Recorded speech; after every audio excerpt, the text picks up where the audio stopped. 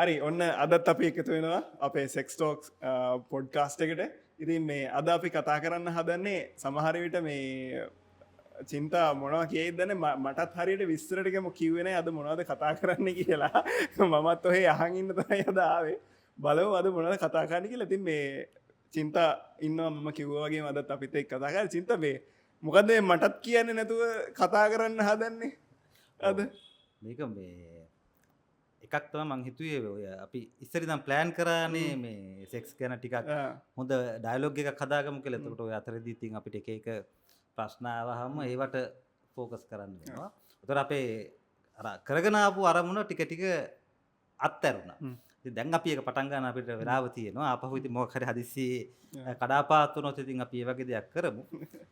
මේ මං වෙන කාලයක් තිස්සේ හිතාගෙන හිටපු වැඩක් තමයි මේ අපේ තීරණය මචං මේ කියන්නේ ඒවට නිකන් විකල්ප ලිංගික චර්යා. කියන්නේ අපි දන්න දේ තමයි මිනිහෙකුයි ගෑණියෙකුයි කසාද බඳිනවා. ඒ දෙන්න ළමයි හදනවා. මේ විදිහට යන ලිංගික චර්යාවක් තමයි අපි ඔය විෂම ලිංගික මේ චර්යාව විදිහට දන්නේ. ඉතින් ඔයිට අමතරව තව ගොඩාක් ලිංගික චර්යාවන් තියෙනවා. ඒකට ලිංගික චර්යාවන් හරි ක්‍රියේටිව්ත් එක්ක නිකන් හරිම නිර්මාණශීලී මිනිස්සු හදාගත්ත එතකොට මේ ඒ ඇතුලේ වෙන වෙන ගොඩාක් සංකල්පයන් ගනුදෙනු කරන දේවල්. ලෙස්බියන් ගේ වගේ එකක් ගැනද මෙන් කියන්න. ඔව් ලෙස්බියන් කියන්නේ හෝමෝසෙක්ෂුවැලිටි වෙන්න පුළුවන්. ඒක එක විකල්ප චර්යාවක්. ඊටත් වඩා කෙලවරේ තියෙන දේවල් තියෙන අපි කිව්වොත් එහෙම BDSM කියලා කියන්නේ. එහෙම එකක්. BDSM ගැන අපි වෙන දවසක් කතා කරමු. කොහොමද මේක ටිකක් ගැඹුරු මාතෘකාවක් විදිහට සලකලා බලන්නේ කියලා. මේවට මම උනන්දු වෙන එක කාරණයක් තියෙනවා. ඒ කියන්නේ ඒක උනන්දු වෙන හේතුව තමයි අර අපේ ලංකාවේ ආර්ථිකය වගේ සෙක්ස් කියන්නේත් ඉකොනොමි එකක්. Sexual economy. ඒක ඇතුලේ තමයි මිනිසුන්ගේ ආශාව කළමනාකරණය වෙන්නේ. ඒකට මේ ආශාව කළමනාකරණය වීම ඇතුලේ තමයි අපි කියන එළියේ හැමදේම සිද්ධ වෙන්නේ. ඒ කියන්නේ සාමකාමී වෙන එක වෙන්න පුළුවන්. මිනිස්සු නිර්මාණශීලී වෙන එක වෙන්න පුළුවන්. මොකද අපේ සෙක්ෂුවල් එනර්ජි එක කොහොමද අපේ ජීවිතය ඇතුලේ පාලනය වෙන්නේ කියන එක බලපානවා අපි එළියේ කොයි විදිහටද ගනුදෙනු කරන්නේ කියන එක. ධන ඍණ වශයෙන් බලපාන්න පුළුවන්. ඉතින් මෙන්න මේ සෙක්ෂුවල් ඉකොනොමි එක වෙනස් කරන දේවල් තමයි විකල්ප ලිංගික චර්යාවන් කියලා කියන්නේ. ඒවා ලයිෆ් ස්ටයිල්ස්. ඒවා ජීවන විලාසිතා. ඒකට අපි පිළිගත්තා වූ මහා ප්‍රධාන ධාරාවේ විෂම ලිංගික ක්‍රමයට අමතරව ගෑනු පිරිමි සෙක්ස් කරන එකට අමතරව ගෑනු පිරිමිම වෙන්න පුළුවන්. හැබැයි ගැහැණියෙක් සහ පිරිමියෙක් කසාදයකින් කෙලවර වෙන දරුවන් වැදීමෙන් යන මේ තියෙන සම්මත ලිංගික සමීකරණයට බාහිරින් තියෙන වෙනස් ජීවන විලාසිතා ලිංගික ජීවන විලාසිතා සෙක්ෂුවල් ලයිෆ් ස්ටයිල්ස් කියලා කියන්න පුළුවන්. මෙන්න මේකේ ඉතාම ආකර්ශනීය එකක් තමයි අපි අද කතා කරන්න හදන්නේ කකෝල්ඩින් කියන එක. ඒතකොට දැන් ඉන්න කෙනා කාට හරි දෙන්න ඕනේ වගේ සීන් එකක්ද මේ කියන්න දැන්. කකෝල්ඩින් කියලා කියන්නේ ඔය ඔබට හිනා ගියා වගේ තමයි ඔක මේ 19 වන සියවසට කලින් 19 වන සියවසෙන් පස්සේ ඔක ගැන වෙන කතාවක් තියෙනවා. අපි මේ කතාවලට එමු. මං කියන්නේ මේ කකෝල්ඩින් කියන වචනේ ඇහුවහම මේකට සිංහල වචනේ මොකක්ද? දන්නේ සිංහල වචනයක් අපිට එකපාරට හිතා ගන්න බෑ. ගේ ලෙස්බියන් කියන ඒවටවත් සිංහල වචන තියෙනවද? පොඩ්ඩක් හොයලා බලන්න ඕනේ. දැන් මම මේක කල්පනා කරනකොට මට හිතුනේ කකෝල්ඩින් කියන එක CUCK ඔහොමම OLD එහෙම කියලා එනකොට මේ කකෝල්ඩින් කියන එක හැදෙන්නේ කොහාගේ සංකල්පේ. කොහාව දන්නවනේ. කොහා බිත්තර දාන්නේ කොහෙද? ළඟ තියෙන එක. මේ අවුරුදු කාලේ මම කියන්නේ මේක ඉතාම අදාළයි. ඌ සෙක්ස් කරන්න නෙන්නේ මේක මං හිතන්නේ මේ අප්‍රේල් කියලා කියන්නේ මට කකෝල් ෆෙස්ටිවල් එකක් තියන්න හොඳ කාලයක්. මොකද ඒ තරම් ඒක මේ අවුරුදු ජන කෙලි පැත්තකින් තියලා අවුරුදු රති කෙලි කියන එකගේ තියෙන අයිඩියා එක තමයි කොහා බිත්තර දාන්නේ අනුන්ගේ කූඩුවක. ඔව්. එතකොට ඒ කොහාගේ ළමයි හදන්නේ මචං ඒ අනිත් කූඩුව එකාගේ කෑම කාලා තමයි හැදෙන්නේ. එතකොට මෙන්න මේ ගිහිල්ලා අනුන්ගේ පවුලක් එක්ක රමණය කරන අනුන්ගේ පවුලක් ඇතුළට රිංගන එක තමයි කකෝල්ඩින් වල තියෙන වැඩේ. කියන්නේ කසාද බැඳපු දෙන්නෙක් ඉන්න පුළුවන්. එයාට තුන්වෙනි පාර්ශවයක් විදියට සම්බන්ධ වෙන එකේදී ඔන්න අපි කියනවා ඒ කසාද බැඳපු පාර්ශවය කකෝල්ඩ් වෙනවා. ඒ කියන්නේ මම බැඳලා ඉන්නවා කෙනෙක්ව මම තව කෙනෙකුට කියනවා මගේ වයිෆ් එක්ක සෙක්ස් කරන්න කියලා. එතකොට මම කකෝල්ඩ්. ඒක වයිෆ්ගේ පැත්තෙන් આવොත් આવොත් එක. ඒ කියන්නේ වයිෆ් ගෙන වයිෆ් දෙනවා කියනවා තව වෙන ගෑනු කෙනෙක් එක්ක පිරිමියට සෙක්ස් කරන්න කියලා. එතකොට කියනවා මචං කක්කුයින් කියලා. කක්කුයින් කක්කුයින් කියලා කියන්නේ මේ එයා රැජිනක් කක්කුයින්. එයා තමයි ඕඩර් කරන්නේ අරයට ඒක කරන්න කියලා. එතකොට අපි කිව්වොත් එහෙම දැන් මම මගේ වයිෆ් දෙනවා නම් තව කෙනෙක් එක්ක මේ සෙක්ස් කරන්න කියලා මම දැනුවත් උනොත් මේක කන්සෙන්ෂුවල් දෙයක් විදියට ඒකෙදී අපි කියනවා අරයට කකෝල් ඩ්‍රස් කියලා කියන්නේ එයා තමයි ඒක බාරගන්නේ කියලා. එතකොට අපි පිටින් කැඳවන එක්කෙනාට අපි කියනවා ඒ කියන්නේ එන අනිත් පිරිමියට අපි කියනවා බුල් කියලා. ඇයි එහෙම නිකන් බුල් කියලා කිව්වම අවුල් වගේ නැද්ද? බුල් කියන්නේ අර ශක්තිමත් නිකන් සෙක්ස් වලටම හැදිච්ච ජව සම්පන්න කියන එක අදහසනේ තියෙන්නේ. අශ්ව බලය තියෙන එක. එතකොට මම හිතුවා මේ ඔය දැන් අපි ගත්තොත් එහෙම ඔය කොහාගේ කන්සෙප්ට් එකත් එක්ක කපෝල්ඩින් හැදෙන එක සිංහලට ගත්තොත් මේක ලස්සනට කියත හැකි පරපුටු කාමයේ කියලා. අපි පරපුටුව කියන්නේ කොහාට කියන්නේ පරපුටු කාමයේ. පරපුටු එක කාම විලාසිතාවක්. ඉතින් මේකේ ඒ කන්සෙප්ට් එක ඔය අපි අලුත් වගේ අපිට දැනුණට දැන් අපේ ලංකාවේ තිබිච්ච එක ගෙයි කෑම ගත්තොත් එහෙම පරපුටු කාමයේ විලාසිතාවක් තමයි. ඒ කියන්නේ එක්කෙනෙක් දන්නවා තමන්ගේ බිරිඳත් එක්ක තව කෙනෙක් ලිංගිකව හැසිරෙනවා කියලා. ඒක දැන් ඔය මොකද්ද ඔය එකගේ කෑම සීන් එකේදී ඒක සාධාරණීකරණය කරන්නේ දේපල එළියට යන හින්දා එක ගෑණියෙක් ගන්නවා අයියා මල්ලි දෙන්න මේක ඒ අදහස ඒ කියන්නේ එකගේ කෑම කියන අදහස ඇවිල්ලා තියෙන්නේ ඉඩම මූලික කරගෙන. එතකොට ඔය අපි දැන් කියන මේ කාම විලාසිතාව ගැන අදහසක් ඒ කාලේ මිනිසුන්ට තිබුණේ නැහැ. ඒ කාලේ ඉඩම ගැන විතරයි අදාළ. භූමිය මූලික විවාහය කියන එක තියෙන්නේ නිකන් දේපොළ මැනේජ් කරන්න තියෙන කාරණයක් විදියට තියෙනකොට. නමුත් මේක වැඩ කරපු විදිහ ගත්තාම ඒක ඔය අපි කියන කපෝල්ඩින් මේ යටතටම ගැනෙන ආකාරයක් තමයි. ඒ වගේ ඔය මේ වෙස්ට් එකට මේ දේවල් අලුත් වුණාට ගොඩාක් පෙරදිග සහ ඔය මේ බටහිර යුරෝපියානු ක්‍රමයට අනුගත නොවුණු ගෝත්‍රයන් වල එහෙම කකෝල්ඩින් කියන ප්‍රැක්ටිස් එක තිබුණා. එතකොට මේකේ ලස්සන දේ තමයි මේකේ සංකල්ප ගණනාවක් වැඩ කරනවා. එකක් තමයි සබ්මිෂන් කියන එක. ඒ කියන්නේ කවුරු හරි කෙනෙක් යටත් වෙනවා. කියන්නේ අපි කියන කකෝල්ඩ් පිරිමියා තමන්ගේ බිරිඳව දෙන ගමන් තමන් දුර්වලයා විදිහට බාර ගන්න. තමන් අපි සිංහලෙන් ඕකට කියන්නේ පොන්නයා කියලා. මේක අපිට වෙන වචනයක් නැහැ. කියන්නේ කකෝල්ඩින් වලට වචනයක් හැදිලා නැහැ කියලා කියන්නේ ඒ කකෝල්ඩින් කියන රති සංකල්පය අපේ සමාජයට තාම ඇවිල්ලා නැහැ හරියට. සංකල්පය ආවම තමයි වචන හැදිලා ඒක විඳින්න පුළුවන් ආකෘති නිර්මාණය වෙන්නේ. ඉතින් තාම අපි ඔය පොන්නයා ඔය වගේ අපහාසාත්මක යෙදුම් වල තමයි ඉන්නේ. ඒතකොට ඒ යෙදුම් පාවිච්චි කරනවා කියලා කියන්නේ අපි මේ නූතන යුගයේ එකෙක් නෙමෙයි. අපි පොඩ්ඩක් ඊට කලින් යුගයක ජීවත් වෙන මානසිකත්වයක් තමයි පෙන්නුම් කරන්නේ අපි. මොකද අපිට තේරෙන්නේ නැහැ මේක ඊස්තටික් එක. මේ කාම විලාසයක් මේකේ මිනිස්සු විඳින වෙන රසාස්වාදනයක් තියෙනවා කියන එක. අර මම කිව්වා වගේ වොයරිසම්. ඒ කියන්නේ තව කෙනෙක් දිහා බලා සිටීම, තව කෙනෙක් රමණය කරනවා හරි රති ක්‍රීඩාවේ යෙදෙනවා හරි බලන් ඉඳලා ගන්න.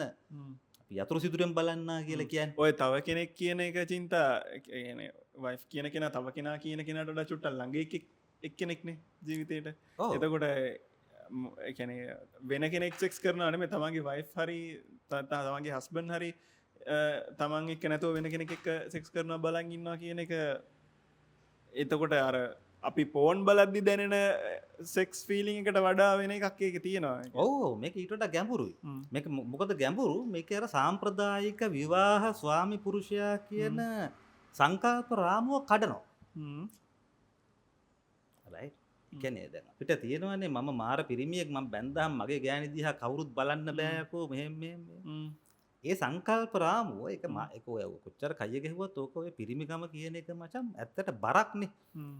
ඔබ නියම පිරිමියෙක් නම් ගෙදරට හොරෙක් පැන්නත් ඔබ තමයි ඉස්සෙල්ලම කඩුව අරගෙන යන්නේ. ඔබ බය වුණත් කරන්න දෙයක් නැහැ. ඔබ යන්න ඕන. සද්දයක් ඇහුණා ඔබ තමයි පළවෙනිම පොළු පාර කන්නේ. දැන් කෙල්ලට කවුරු හරි එකෙක් මොන හරි කිව්වොත් එහෙම පාර යනකොට ඔබට අන්න අරයා මට මොන හරි කිව්වා ගමන් මේ ප්‍රශ්නෙට මැදිහත් වෙනවා. පිරිමියානේ ඔබ. ඒතර මොකකදී හරි ගුටි කන්න ආවත් ඔබ තමයි ඉස්සෙල්ලම ගුටි කන්නවා. මැරෙන්න ගියත් ඔබ තමයි ඉස්සෙල්ලා මැරෙන්න ඕන. කොටින්ම නැවක් ගිලෙන්න ගියත් ඔබලා පිරිමියව අන්තිමට තමයි ගන්නේ. ටයිටැනික් වගේ. ඔය පිරිමිකම කියන එක ඉතා මේ අපි ලොකුවට බාරගත්තට පුරුද්දට ඔක කරදරයක්. ඕගේ හොඳම එක මම පොඩ්ඩක් කොෆෙන්ස් වෙච්ච තැනක් කියන්න මේ ඊයේ පෙරේදා ඔන්ලයින් කෝල් ඇති බහරිද මේ ඔෆිස් අවසලින් පස්සේ කියලා දැන් ඔෆිස් අවසලින් පස්සේ මීටින් එක ගන්න හින්දා පිරිමි කට්ටියට මේ කැම් එක ඔන් කරගන්න කිව්වා ඔෆිස් අවසලින් පස්සේ ගෑනු කට්ටියට කැමරා ඔන් කරන්න ඕනේ නැහැ.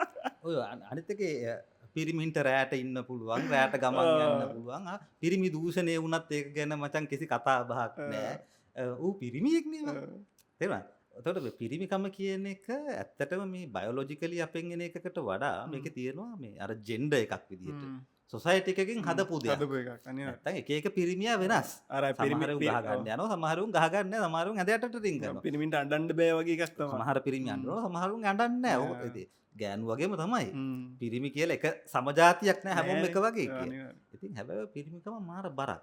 මෙන්න මේ පිරිමිකම කියන හදපු සෝෂල් නැරටිව් එක නැත්නම් සමාජයෙන් හදපු ආඛ්‍යානයට තමයි කකෝල්ඩින් වලින් දරුණු ප්‍රහාරයක් දෙන්නේ. ඒක එක්තරා විදිහක මිනිසුන්ට තෙරපි එකක් වෙනවා. කකෝල්ඩින් ප්‍රැක්ටිස් එකේ වැඩිපුරම ඉන්න කට්ටිය ගත්තොත් ඔබ විශ්වාස කරන්නේ ලංකාවේ හැටියට නම් සිංහල බෞද්ධයෝ තමයි ඉන්නේ. ප්‍රගතිශීලී කට්ටිය නෙමෙයි. ඇමරිකාවේ වගේ නම් කන්සර්වටිව්ස්ලා තමයි ඉන්නේ. කන්සර්වටිව් කියලා කියන්නේ සාම්ප්‍රදායික පල්ලි යන ඒගොල්ලෝ තමයි ඉන්නේ. එතකොට ඇයි එහෙම වෙන්නේ? ඒකට අපි කියන්නේ රිපබ්ලිකන්ස්ලා. රිපබ්ලිකන් අය තමයි රිසර්ච් වලින් පෙනිලා තියෙන්නේ වැඩිපුර කකෝල්ඩින් වලට එන්නේ. හේතුව ඒගොල්ලෝනේ මේන්ටේන් කරන්නේ ওই පිරිමිකම. ඒගොල්ලෝ තමයි ආචාර ධර්ම මේන්ටේන් කරන්නේ. ඒගොල්ලෝ තමයි විවාහය යනු මෙයයි පවුල මෙසේ ආරක්ෂා වෙන්න ඕන. ක්‍රිස්තියානි පවුල මෙන්න මේ ආකෘතිය තියෙන්න ඕන කියලා පෙනී ඉන්න කට්ටිය. පරපුර පවත්වාගෙන යන්න ඕනේ. ඕ මේ පීඩනය මේ ස්ට්‍රෙස් එක ඒගොල්ලෝ එක මොහොතක හරි අයින් කරන එක තමයි ඒගොල්ලන්ට තියෙන උපරිම තෘප්තිය දෙන කාරණේ වෙන්නේ. ඒකට ඒගොල්ලන්ගේ රහස් ලිංගික ජීවිතයේදී ඒගොල්ලෝ කාමරේ දොරවල් වැහුවෙන් පස්සේ ඒගොල්ලෝ එනවා මේ කකෝල්ඩින් පැත්තට වැඩිපුර. ඔයාගේ පෞරුෂයේ පිරිමිකම වැඩි වෙන්න ඔයාගේ ඇල්ෆා මේල් ලක්ෂණ වැඩි වෙන්න ඔයාගේ කකෝල්ඩින් පැත්ත වැඩි වෙනවා. ඔයා කැමතියි ඔයාගේ වයිෆ් දීලා හරි ඒක බලන් ඉඳලා ඒ තියෙන ෆැන්ටසිය තුල හරි නිදහසක් ලබන්න. ඒකට මේක අපි සමාජ ආකෘතියක එක්තරා විදියක හිර කරපු අය ඒක නිදහස් වෙන මාවතක් විදිහට පාවිච්චි වෙනවා. ඒකට මේ අර සොසයිටි එකේ මේක දේශපාලනික ස්ට්‍රක්චර් එක වෙන්නේ ඒක. සොසයිටි එකේ හදලා තියෙනවානේ මේ පිරිමි, මේ ගැහණු. පිරිමියාට මෙන්න මේ ආකෘතිය ඉන්න ඕන. ගැහණියක් මේ විදිහට ඉන්න ඕන. මෙන්න මේ ආකෘති පවුල යනු මෙයයි. පවුලත් එක්ක ආගම සම්බන්ධ වෙලා තියෙන මෙම් තියෙන එක මෙන්න මේ බලාකෘතියින් මේවා. මේවට තියෙන බලයක්. මෙන්න මේ ආකෘතින් ප්‍රශ්න කිරීමක්. මේ ආකෘතින් ගැන ආපහු ඒකට ඇටැක් කිරීමක් කකෝල්ඩින් ඇතුලේ සිද්ධ වෙනවා. ඒක නිසා මේක එක විදිහක මචං විප්ලවීය ක්‍රියාවක්. ඔය ගොඩක් ඔය අපි කතා කරන සබ්මිසිව් නැත්තම් ඔය මේ පොඩ්ඩක් ඔය අපි ඕල්ටර්නේටිව් සෙක්ෂුවල් බිහේවියර්ස් කියන ඒවා වැදගත්කම තියෙන්නේ. ඒවා පවතින බල ව්‍යූහයන්ට සොසයිටි එකේ තියෙන පිළිගත් බල ආකෘතීන් වලට දරුණු ප්‍රහාරයක් අනිත් පැත්තට එල්ල කරනවා. මේවා වෙනස් වෙනකොට නේ අපි ඉස්සරහට යන්නේ. නේ ඔයා ඔය කියාගෙන ඉන්න බබල් එක මම නිකන් බර්ස් කරනවා වගේ එකක් කියන්නද? මේ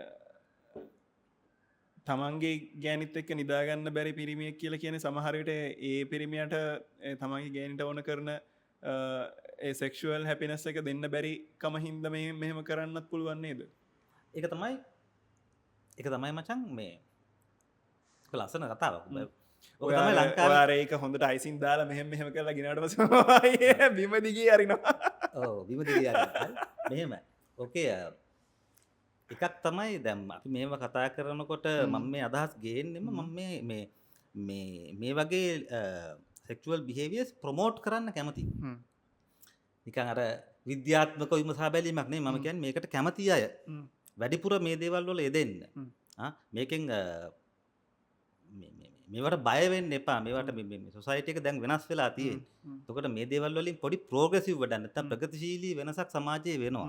ඒකට ඒ වෙනසට ඉඩ දෙන්න කියන පැත්ත මිසක් කොහෙත් මම මේ චර්යාවන් අධෛර්ය කරන පැත්තේ ඉන්නේ නැහැ. දැන් ඕකේ අර තමන්ගේ ගෑණිව සතුටු කරන්න බැරි අය තමයි කකෝල්ඩින් වෙන්නේ කියන එක තමයි ලංකාවේ සාමාන්‍යයෙන් ගැමි මතය. තමයි ගමේ මිනිස්සුයා හිතන්නේ. ඌට බැරි නිසා ඌ පොන්නයා කියන කෑල්ලේ ඉන්නේ ඒකනේ බෙලහීනයා එහෙම. මම දැකලා තියෙනවා මේ සිංහල ෆිල්ම් එකක් දිල්හානි කියන අර මේ ටැප් එකක් ගව ගහගන්නගම් පොන්න කිය මාක් ට්වෙයින් කියල මේ ඉන්නවනේ ලේකක කෙන ප්‍රසිද්ධ යම ලස්සන කතාවක් කියෙන එය කියනවා මේ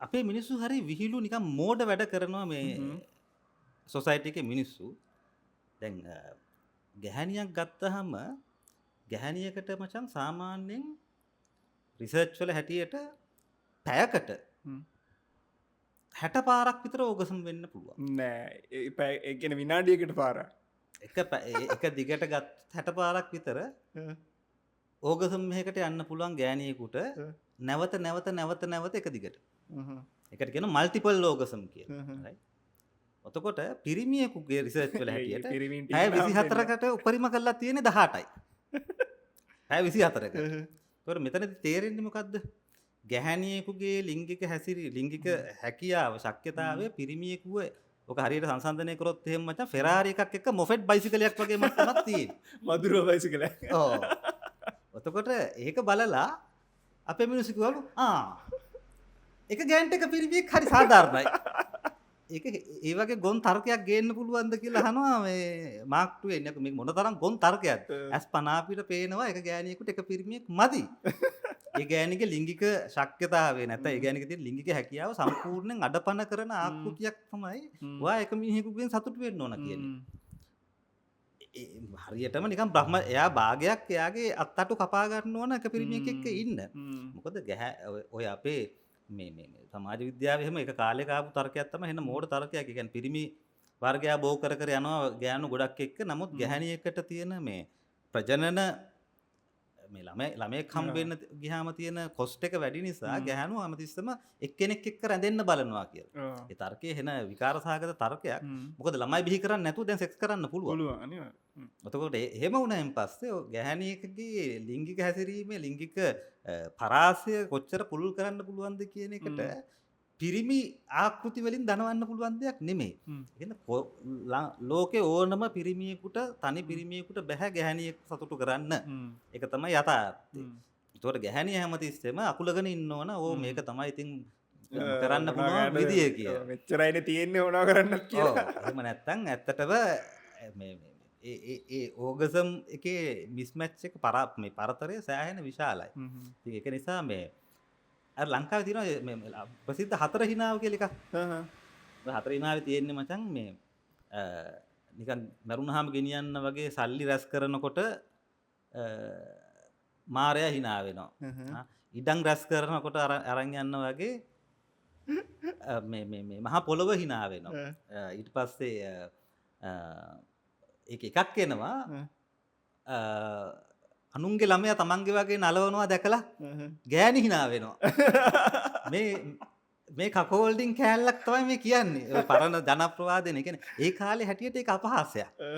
ඒක මේ ජීවන විලාසිතාවක් නෙමෙයි. ඒක ආර්ට් එකක් වෙලා නැහැ. ඒතකොට ඕක ආර්ට් එකක් බවට ඇත්තටම හරියට පරිවර්තනය වෙන්නේ 19 වන සියවසෙන් විතර පස්සේ. ඒතකොට ඒක නිසා තමයි මම හිතන්නේ ඒ කාතල් චින්තයි. අර අනුන්ගේ ළමයා තමන්ගේ වගේ හොරතල් කරනකොට ගෑණි hina. හතර hinaවෙන් එකක් ඒක. අර අපේ ගැමි විවාහාරේ තියෙන හතර hinaවනේ ඔය. ඒකට උන් අර ඔය විදිහට අරගෙන ඇවිල්ලා තමයි කියන්නේ. තව එකක් මොකක් හරි තියෙනවා උතන. මේ අනිත් එක මට මතක් කරන්න ඕනුනේ මේ කකෝල්ඩින් ගැන ඇත්තටම බයිබලයේ වගේ සිරාම පොත ලියලා තියෙන්නේ. insatiable wives. ඒ කියන්නේ තෘප්තිමත් කළ නොහැකි භාර්යාවන්. insatiable wives කියලා ඒක තෘප්තිමත් කළ නොහැකි. ඉන්සේෂියබල් කියලා කියන්නේ මචං තෘප්තියට පත් කරන්න බෑ. ඒ තරම් ඒකොල්ලෝ විශාලයි. ඒකට එහෙම කාන්තාවන් ගැන ඉතිහාසය මේ සියල්ලම අරගෙන ලියනවා මචං ඩේවිඩ් ලේ කියලා ડોක්ටර් කෙනෙක්. එයාගේ පොත තමයි මේකේ නිකන් බයිබල් එක වගේ තියෙන දැනට කකෝල්ඩින් වල කකෝල්ඩින් ප්‍රැක්ටිසස් ගැන හිස්ටරි එක මේ කාරණා ටික. ඒ වගේම දැන් කකෝල්ඩින් වීක්ස් තියෙනවා. ඒ කියන්නේ හැම අවුරුද්දකම එක සතියක් අරගෙන කකෝල්ඩින් ගැන ඔන්ලයින් ඒ වගේ කකෝල්ඩින් ප්‍රජාව එකතු වෙලා දැනුවත් කිරීම ඒගොල්ලන්ගේ එම්පවර් කරන්න. මොකද දැන් ඔය ඔබ ඉස්සෙල්ලා කිව්වා වගේ මට බෑ මං අසමත් මං පොන්නේක් වගේ මේක නිකන් අපවාදයක් විදියට බාර ගන්න අය ඒගොල්ලෝ ඇත්ත ආස ප්‍රැක්ටිස් එකේ ඒක වුණාට ඒගොල්ලෝ ඒක හංගගෙන ඉන්නවා. මොකද අර තියෙන සමාජ අපවාදයට බය නිසා. ඒක නැතුව ඒගොල්ලන්ට එළියට ඇවිල්ලා තමන්ගේ ජීවිතේ තමන් වගේම කට්ටියක් ඉන්නවා කියලා ටීම් එකක් ආස්වාදය ලබන්න පුළුවන්. අනිත් එක මේ මනෝවිද්‍යාත්මක කාරණා ගත්තහම කකෝල්ඩින් අය තමයි වඩාත් ශක්තිමත්. මොනවගින්ද මේ එකන එකළගේ මානසික ශක්තිය පැත්තෙන් එකකොළ පෞරුෂ ශක්තිය පැත්තෙන් වැඩි. මොකද අනිත් කාටවත් බෑනේ තමන්ගේ එක වෙන තමන්ගේ ගෑනි වෙන පිරිමියෙක් එක්ක බුදිය ගත්ත ගමන් අර පිරිමිය ඉවරයි. ඒ මහා පිරිමියට ඊට පස්සේ නගින්නෙත් නැහැ. ඌ අනාතයිනේ අප්පච්චි පිරිමියා. උගේ සම්පූර්ණ කොන්ද කැඩුවා වගේ තමයි ගෑනි වෙන කෙනෙක් එක්ක සෙක්ස් කරොත් ඉවරයි. හැබැයි මේ පිරිමියට ඒ සීන් එක එන්නේ මගේ ගෑනි වෙන එකක සෙක්ස් කරා කියලා පිටෙවුන් දෙනගෙන කියලනේ අර කොන්ද කැඩෙන්නේ. මුගේ පුරුෂ ලින්ගේ ගැන හීනමානයක් එන්න පුළුවන් මම මදිද කියලා හිතෙන්න පුළුවන්. ඒ වගේ සීන් හින්දා මට වඩා අරයා හොඳද දන්න කියලා එන්න පුළුවන්. ඒ වගේ පොඩි ළමා ඒවත් එක්ක තමයි ඊට පස්සේ ඒ පිරිමියාගෙත් එනවනේ අර කෑල්ල දැන් ඔය පිරිමි මේ පිරිමියෙක් කෙනා තව කවුරු හරි ගෑනු කෙනෙක් ආශ්‍රය කරලා ආවට පස්සේ අර ගෑනු කෙනා නිකන් අර හින්ට් එවන්නේ. හැබැයි ඒක නිකන් පොඩි ආඩම්බරයක් වගේනේ පිරිමියා ගන්නෙ. පිරිමියාගේ පැත්තෙන් ඌ තව එකක් කරලා ආවම නිකන් මම පොරක් සොසයිටි එකට කිව්වත් අම්මට ඌ වටේම යන නිකන් ඌට පොඩි වීරත්වයක් තියෙන අරක අනිත් පැත්තනේ. හැබැයි ඇත්ත කාරණේ කකෝල්ඩින් එකට ඌ බය නැහැ. තමන්ගේ ගෑණි වෙන කෙනෙක් එක්ක හිටියත් ඒක බලාගෙන ආස්වාදයක් ගන්න පුළුවන් පෞරුෂයක් ඌට තියෙනවා. ඌ වටන්න බෑ ඒකෙන්. සහ ඌගේ ගෑණි එහෙම වුණත් ඌ දාලා යන ගෑණියෙක් නෙමෙයි. උන් දෙන්න අතර විශ්වාසය ඒ තරම් වැඩි. ඒක ලිංගික කාරණයක් උඩ මගේ යෝනිය උඹට විතරයි කියන පූජා කිරීම උඩ පවතින සම්බන්ධයක් නෙමෙයි. උන්ගේ සම්බන්ධය ඊට වඩා ගැඹුරුයි. සහ උන්ගේ ඊටාම දරුණු ගැඹුරු ආශාවන් එක්ක ඒක සම්බන්ධ වෙලා තියෙනවා. ඒකට එහෙම වුණාම මේ සම්බන්ධතාවවලදී මිනිහෙක් රිලැක්ස් වෙන ප්‍රමාණය, මිනිහෙක් තමන්ගේ ජීවිතේ විවෘත වෙන අවංක භාවය පළ කරන ප්‍රමාණය වැඩි. ඒකට අර වගේ පිරිමියෙක් එක්ක ගෑණියෙක් කරන බොරුවට වඩා ගොඩක් වෙලාවට ගෑනු මචං කරන්නේ මොකද්ද? ගෑනු ෆේක් ඕගසම් කරන්නේ. අපි කරනකොට අම්මෝ ගියා වගේ හැහෙන එහෙම කිව්වට ගෑනුන්ට එහෙම වෙන්නේ නැහැ. පිරිමියව සතුටු කරන්නේ ඒගොල්ලෝ ෆේක් ඕගසම් කරලා කර ජීවත් වෙන ගෑනු ඉන්නවා මැරෙනකම්. මේ පිරිමියා ගැහණියකට ඉඩ දෙනවා උඹේ උපරිමය හොයාගෙන යන්න.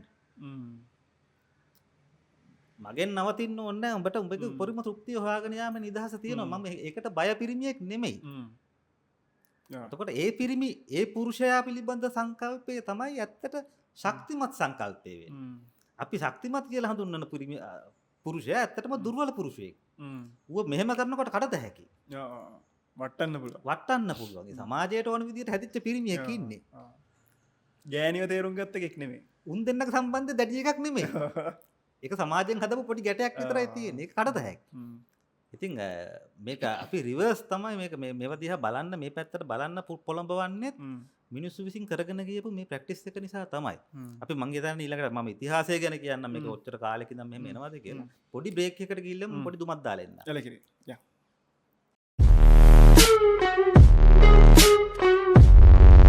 හරි ඔන්න පොඩි බ්‍රේක් එකකට ගිහිල්ලා අපි ආයි එනවා. දැන් මේ චින්තා කතා කර හිටපු දේවල් එක බලද්දි මේ නැවැත්තුවේ පරපුටු කාමය කකෝල්ඩින් ගැන මේ ඉතිහාසය ගැනවා කියනවා කියලා. මොකක්ද මේ ඉතිහාසය ඇත්තටම ඇවිල්ලා දැන් අපි වර්තමානයේ දකිද්දී නම් ඇත්තටම කකෝල්ඩින් වලට ඇඩ්සුත් දාලා තියෙනවා. ඉස්සර මොකද උනේ? ඔව්. නෑ මේක මේ අපිට එකපාරට බැලුවාම හිතෙන්නේ මේක මෑත ඇති වෙච්ච දෙයක් කියලා. ඒක ඇත්තක් තියෙනවා. ඒක ඇත්තක් තියෙනවා. 19 වන සියවසෙන් පස්සේ තමයි කකෝල්ඩින් වලට මේ ඊස්තටික් ඇස්පෙක්ට් එක. නැත්තම් මේක සෙක්ෂුවල් ෆැන්ටසි එකක් විදිහට ඩෙවලොප් වෙන හැකියාව ලැබුණේ. ඊට කලින් මේක තිබුණේ දැන් අපි කියන්නේ මේකට කන්සෙන්ෂුවල් නොන් මොනෝගමි කියලා. මොනෝගමි කියලා කියන්නේ මචං අපි එක ගෑණි එක මිනිහයි කියන වෘතය පිළිගන්නකොට නොන් මොනෝගමි කියලා කියන්නේ නොන් මොනෝගමිකේදී අපි මීට වඩා විකල්ප චර්යාවන් අත්දා බලනවා. බහු භාර්යා වෙන්න පුළුවන්, බහු පුරුෂ වෙන්න පුළුවන්, සිව්කොන් වෙන්න පුළුවන්, මොනවා හරි දෙයක් තියෙන්න පුළුවන්. ඒකෝර මෙන්න මේක මේ නොන් මොනෝගමි ප්‍රැක්ටිස් එකේ වැදගත් කෑල්ල ඔය කන්සෙන්ට් කියන එක. කන්සෙන්ෂුවල්. ඒ කියන්නේ කන්සෙන්ෂුවල් කියලා කියන්නේ මචං අපේ දෙදෙනාගේම කැමැත්ත ඇතුව තමයි මේකට යන්නේ. එතකොට නොන් කන්සෙන්ෂුවල් කියලා කියන්නේ ඒ කැමැත්ත නැතුව යන්නේ. හොරෙන්. සමහරලාට ගැහණිය කාන්තා බිරිඳව බලහත්කාරයෙන් මේකට යොමු කරන්න පුළුවන්. ඔතකොට සමහරලාට බිරිඳ මෙයාට හොරෙන් චීට් කරලා යන්න පුළුවන්. එතකොට වටේ කියන මිනිසුන්ගෙන් තමයි මෙයාට දැනගන්න හම්බ වෙන්නේ මේ වගේ දේ. අන්න ඒ විදිහේ ස්වරූපයක් තමයි ඔය 19 වන සියවසට ඉස්සෙල්ල පැවතුනා කියලා අපිට පේන්නේ. දැන් හැබැයි අපිට මෙසොපොතේමියා වගේ කාලයක ගත්තොත් මචං එහෙ තිබිලා තියෙනවා නිකන් ආගමික උත්සව. ඒ ආගමික උත්සව තියන්නේ ඉස්සර ආගමෙන් බලාපොරොත්තු වෙන්නේ සෞභාග්‍ය. දෙවියන් විසින් කලට වැසි දීලා අරවා දීලා මේවා දීලා කරන්නේ. මෙන්න මේ ආගමික උත්සවයේදී ඒගොල්ලෝ විවෘතව ලිංගික රමණය කරනවා. ඒගොල්ලන්ගේ පූජා භූමිවල. මේ කාලෙත් බැරි විද්දන්නේ. ඒවා තමයි ෆෙස්ටිවල් කියලා තිබුණේ. දැන් ආගමයි සෙක්සුයි වෙන් වුණාට ඉස්සර සෙක්සුයි ආගමයි කියලා කියන්නේ සුද්ධ වූ එකක්. ඔතකොට මේ සෙක්ස් කරද්දි තමන්ගේ බිරිඳ වෙන අයත් එක්ක රමණය කරනවා අනිත් පිරිමින් දකිනවා. ඒකට ඒක එක්තරා විදිහක ලක්ෂණයක් මේ ළඟකමක් පෙන්වනවා මේ කපෝල්ඩින් ප්‍රැක්ටිස් වලට. ඒකට මේ මෙසොපොතේමියානු යුගයේදී ඊට පස්සේ ඔය මේ රෝමන් කාලෙදිත් මචං මේ ඔය රෝමන් සොල්දාදුව කිව්වහම ඉතින් ඒගොල්ලෝ එන හැඩි දැඩි දරුණු සොල්දාදුවනේ. ඒකට මේගොල්ලන්ගේ බිරින්දෑවලු වහල්ලුත් එක්ක සම්බන්ධ වුණා. වහල්ලුන්ට තිබුණා කියලා කියනවනේ අර එන ශක්තියක් බාහුව බල ශක්තිය අනම්මන මේ ප්‍රචණ්ඩත්වය මේකත් එක්ක ආස වෙලා ඒගොල්ලෝ සම්බන්ධ වුණා. ඒකට ඒ රෝමන් සොල්දාදුවන්ට පුළුවන්කමක් තිබේ මේ සොල්දාදුවන් නෙමෙයි සෙනවියන්ට ලොකු එවුන්ට පුළුවන්කමක් තිබුණේ නැහැ තමන්ගේ බිරින්දෑවරුන්ව පාලනය කරගන්න. හැබැයි මේ කාලෙදි මේක අර උඹ කියපු අදහසින් තමයි ගත්තේ. ඒ කියන්නේ මේක දුර්වලකමක්. මේක පිරිමියා එළියට ආරංචි වුණාම අර පිරිමියා දුර්වලෙක් විදිහට තමයි සමාජයේ බාරගන්නේ. මෙයා කල්පෙන් තමයි මේ කාලවල වල ගැනෙන්නේ මේක. දැන් මධ්‍යතන කාලේ ගත්තාම අපි මිඩල් ඒජස් කියන කාලේ ෂේක්ස්පියර්ලා එහෙම ඔක ලියන පොත් ලියනකොට හැමතිස්සෙම කපෝල්ඩින් ගැන කතා කරලා තියෙනවා. ඒ කියන්නේ මේ ප්‍රැක්ටිස් එක තිබිලා තියෙනවා. ඒ කාලේ කියලා තියෙනවා මේ වචනයක් විටෝල් කියලා. විටෝල් කියලා කියන්නේ මේ ඩෙටෝල් වගේ. ඔව් WITTOL විටෝල්. මේ ඕල්ඩ් ඉංග්ලිෂ් වල වචනයක්. මේ විටෝල් කියලා කියන්නේ කකෝල්ඩ් කියන එකම තමයි. කියන්නේ දැනුවත්ව තමන්ගේ බිරිඳ වෙන අයත් එක්ක ඉන පිරිමින්ට තමයි කියන්නේ. දැන් ෂේක්ස්පියර් පවා නිකන් හරි අපහාසාත්මක විදිහට කොන්නයා කියන අදහසින් එයාගේ මේ රයිටින්ග්ස් වලට ගේනවා කකෝල්ඩ්ස්ලා ගැන. ඒ කියන්නේ කකෝල්ඩින් ප්‍රැක්ටිස් එක තිබුණා. හැබැයි අපහාසයක් විදිහට තමයි ෂේක්ස්පියර්ත් අපහාසයක් විදිහට අරන් තියෙන්නේ. ෂේක්ස්පියර්ත් එහෙම. ඒක කකෝල්ඩ්ලට නිකන් සෑහෙන අපහාස කරපු එකෙක් තමයි. අර ඉස්සර අර ට්‍රාන්ස්ජෙන්ඩර්ස්ලට මෙහි අර ලංකාවේ ඩිරෙක්ටර්ස්ලා දුන්නා වගේ. ඔව් දැන් හෝමොසෙක්ෂුවල් අයට තිබුණේ මචං. මේ ඒගොල්ලන්ට කිව්වේ මොකද්ද ඔය එක 1000ක් වචන කිය නිකන් අපහාසාත්මක විදිහටනේ ගන්න. ඒ නැඹුරුව තමයි තිබුණේ. හැබැයි අපිට පේනවා නිකන් බටහිර නොවන සමාජවල අපි ඉස්සෙල්ලා කිව්වා වගේ පෙරදිග නැත්තම් ගෝත්‍රයන්ගේ මේ තත්ත්වය තිබුණේ නැහැ. දැන් ඔය ඉතා සිරාම් පොතක් ලියනවා මේ සෙක්ස් ඇට් ඩෝන් කියලා. මෑතක හරිම කතා බහට ලක් වෙච්ච පොතක්. ඒගොල්ලෝ යෝජනා කරනවා මේ අපි දැකපු නැරටිව් එක ආඛ්‍යානය වෙනුවට ඉතිහාසයේ වෙන ඇයි අපි මේ ගෝත්‍රයන් තෝරගෙන තියෙන්නේ මේ අනිත් ගෝත්‍රයන් වල තිබිලා තියෙන ප්‍රැක්ටිසස් මෙහෙම නෙමෙයි.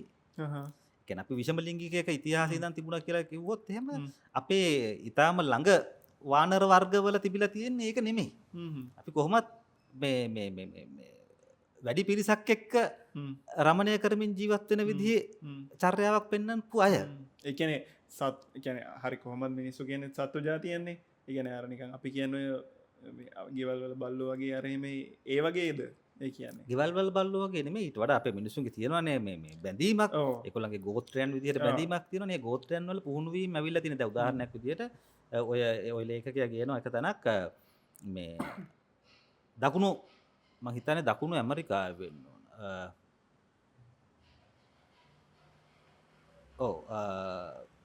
දකුණු අප්‍රිකාවේ තියෙනවා මේ එක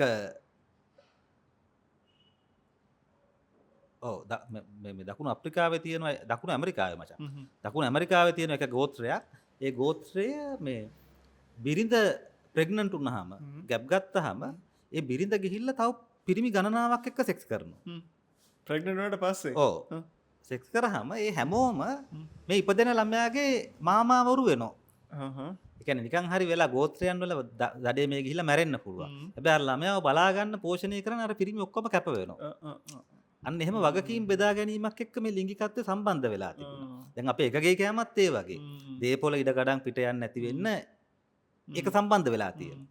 ඒතර එහෙම මේ වෙනස් මේවා තිබුණා. හැබැයි අධිපති කතිකාව විදිහට ආවේ අර ඔය අපි දැන් බාර අරන් ඉන්න එක තමයි මිනිස්සු පුම්බල ඔක බලවේග වලින් ආවේ. මේ ඒක ලස්සනම එක තමයි 19 වන සියවසේදී තමයි මම කපෝල්ඩින් කියන එක මේ අපි කියන තැනට එන්නේ. මේකට බලපාන්නේ වික්ටෝරියානු සදාචාරය. කියන්නේ වික්ටෝරියන් ක්‍රමය කියලා. වික්ටෝරියන් ක්‍රමයේදී ඊටම තද ලිංගික පාලනයක් තමයි තිබ්බේ. ඒ කියන්නේ දිගට අඳින්න ඕන, ඇඟ පෙන්වන්න බෑ.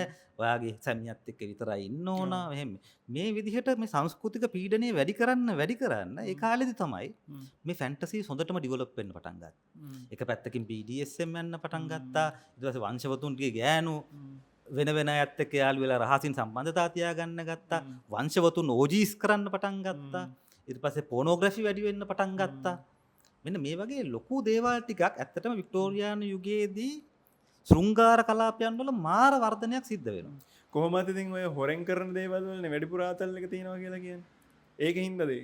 නෑ සොසයිටි එකකින් හිර කරන්න හිර කරනවා කියන්නේ ඉතින් තහනම් කරනවා හොරෙන් තමයි කරගත්තොත් ලිංගික කරන්නේ. කලාපයන් වලදී විවෘත වෙන්න පටන් ගන්නවා වැඩි. මොකද මේකේ එළියේ තියෙන සුපර් ඊගෝ එක නැත්තම් මේ සොසයිටි එකේ සදාචාරයේ පවතින සොසයිටි එකකින් ඉර කරාම ඔයාගේ නිර්වත් ජීවිතේ ඔයා ඒක එලි පෙහෙලි කරලා සම්පූර්ණයෙන් නිදහස් වෙන්න පෙළඹෙනවා. ඒකට ඒකෙන් ශෘංගාර කලාප වල ලොකු වර්ධනයක් සිද්ධ වුණා. ඒකෙන් කකෝල්ඩින් කියන එක ජීවන චර්යාවක් සෞන්දර්ය වේදයක් විදිහට වර්ධනය වෙන්න පටන් ගත්තා. දැන් ඔය මේ හරිම ලස්සන කතා ටිකක් තියෙනවා මචං මේ නිකන් පොඩි සිද්ධි විදිහට ඔය ඩොක්ටර් ලේ සඳහන් කරන එක කැරක්ටර් එකක් තමයි මෙසලීනා. මෙසලීනා කියන චරිතය රෝමානු අධිරාජයෙකුගේ බිරිඳක් මෙයා. මෙයා හොට් වයිෆ් කෙනෙක්. හොට් වයිෆ් කියලා කියන්නේ වෙන අයගේ ආකර්ෂණයට බඳුන් වෙන අයත් එක්ක රමණය කරන බිරිඳක්. මෙයා මේ රාත්‍රීන් වල කොච්චර මේකට කැමතිද කියනවා නම් මෙයා ගණිකා නිවාස වලට ගිහලා වැඩ කරනවා. මෙයාගේ එහෙන ෆේමස් කතාවක් තියෙනවා ගණිකා නිවාසයක තව ගණිකාවකට චැලෙන්ජ් කරනවා එක රාත්‍රියකට ගන්න පුළුවන් ප්‍රමාණය වැඩිම කවුද කියලා මෙයා 25 දෙනෙකුට වැඩියෙන් දිනනවා. මේ එහෙම චැලෙන්ජ් කරලා මම මොකක්ද මොන වුල්ෆ්ද කියලා යාට කියන්නේ. එහෙම ගාන්තාවක්. ඒකට මේක එක විදිහකට කකෝල්ඩින් තමයි. මොකද අර අධිරාජ දන්න උට කරන්න පුළුවන් දෙයක් නැහැ. මට හම්බෙලා තියෙනවා චින්ත මේ එක්කෙනෙක් හරි දෙන්නෙක් හයි මට හරියට මතක නෑ බීලා ඉන්න වෙලාවක් කතා කරපයක් හරිද? උන් මට එහෙම නිතර හම්බෙන යාළුවෝ නෙමෙයි. උන් කැමති උන්ට සල්ලිත් හම්බෙනවා නම් සෙක්ස් කරන්න කැමති අර කියන්නේ සෙක්ස් ඕනේ කියලා හිතන ගෑනු කට්ටිය ඉන්නේ. ඒ වගේ කට්ටියත් එක්ක හැබැයි කියන්නේ උන්ට සල්ලි හම්බෙනවා නම් ඌ ඒක කරන්න කැමති. මටත් කතා කරලා අහනවා ඕන තරම් එවුන් ඔය විදිහේ ජොබ් හොයලා දෙන්නද කියලා. ඒ කියන්නේ ඕක නිකන් මම මේල් සෙක්ස් වර්කර් කෙනෙක් වෙන්න කැමතියි කියන එකනේ. එතකොට මේල් සෙක්ස් වර්කර් කෙනෙක් වෙන්න කැමති මිනිස්සු ඕන තරම් ඉන්නවා. හැබැයි මේල් සෙක්ස් වර්කර් කෙනෙක්ගේ වගකීම ඔයා ගෑනුත් එක්ක යන එක විතරක් නෙමෙයි. ඔයාට පුළුවන්කම තියෙනවා නම් පිරිමිත් එක්කත් යන්න. මොකද හෝම ගේ මාකට් එකේ තමයි ඒක වැඩි අනිවාර්යයෙන්. ගැහණියෙකුට පිරිමියෙක්ව මේ හොයාගන්න එක මේ ලංකාවේ සෙක්ස් මාකට් එකේ ගේමක් නෑ. ඕන තරම් එල්ලම වැඩි එකකට මචං ඉන්නවා 25ක් විතර. එතකොට මේ අරක තමයි නැත්තේ. එතකොට එහෙමනම් මේ මේල් සෙක්ස් වර්කර්ස්ලාගේ ඇත්ත පොසිබිලිටි එක තියෙන්නේ ට්‍රාන්ස්ජෙන්ඩර්ස්ලත් එක්කයි ගේ සොසයිටි එකත් එක්ක. අරකේ තියෙන්න පුළුවන්. ඒකෙදිත් ඒක අපි එකඟ වෙන්න ඕන. සමහර වෙලාවට මචං වයසක ගෑනු වෙන්න පුළුවන්. බලා ගන්න කෙනෙක් නැති නැත්තම් ආබාධිත කාන්තාවෝ වෙන්න පුළුවන්. සෙක්ස් වර්කර් කෙනෙක් කිව්වහම ඒ වගේ කැපැසිටි එකක් තියෙන්න ඕන. ඕක බොහොම ලාභ ශ්‍රමයක්. ඔය යෝජනා අපිට නිතර යෝජනා වෙන ශ්‍රමය.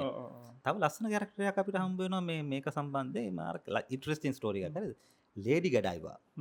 ලේඩි ගඩයිවා කියන එක්කෙනාව සාමාන්‍යයෙන් ටිකක් දන්නවා මිනිස්සු චොක්ලට් හින්දා. ගඩයිවා චොක්ලට් කියලා එකක් තියෙනවා. ඒක ලෝක ප්‍රසිද්ධයි. පුරුදු සීන් එකක් තියෙනවා. ඔව් ගඩයිවා චොක්ලට් කියන්නේ රහදා චොක්ලට් රහට කැමති උන් දන්නවා.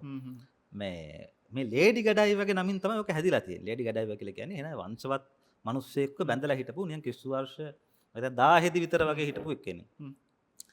මේ වංශවතාගේ වැඩේ තමයි බදු පනවනවා වැඩි. ගමේ උන්ට හිර වෙන්න බදු පනවනවා. ගඩයිවා කියනවා එයාට පොඩි සානුකම්පිත හැඟීමක් තියෙනවා මිනිස්සු ගැන. එයා කියනවා මේ බදු අඩු කරලා දෙන්න කියලා කොහොම හරි. එයාගේ මිනිහා නේද? එයාගේ සැමියාට කියන්නේ. සැමියාට මල්ල පැනලා සැමියා කියනවා මං බදු අඩු කරන්නම්. හැබැයි උඹ හෙළුවෙන් ගමේ යන්න ඕන. ගමේ මිනිස්සු මැද්දට හෙළුවෙන් යන්න ඕන.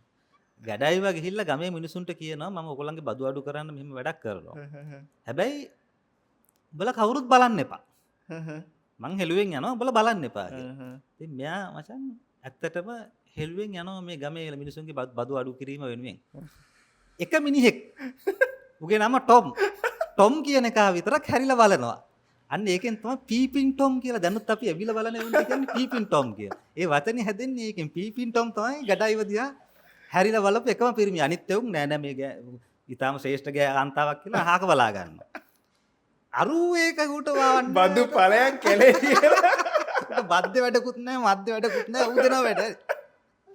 මේ හැබැයි ඒක මේ පස්සේ එළි වෙනවා මේ ඉතිහාසඥයෝ පිරිසක් විසින් මේක මේ කතාව මේ කාන්තාවට අපහාස කිරීම පිණිස නිර්මාණය කරා කියලා. මොකද ඒ බදු අඩු කිරීම කියන එක මචං මේ බලය තියෙන පැත්තෙන් රාජ්‍ය පැත්තෙන් අවාසීනේ. එතකොට කාන්තාවක් විසින් බදු අඩු කරා කියන එක පිළිගන්න බැරි වෙනවා. අනිත් එක තමගේ නිරෝධ පාවිච්චි කරලා නෑ නිර්වත පාවිච්චි කරා කියන එක තමයි කතාවට හදන්නේ.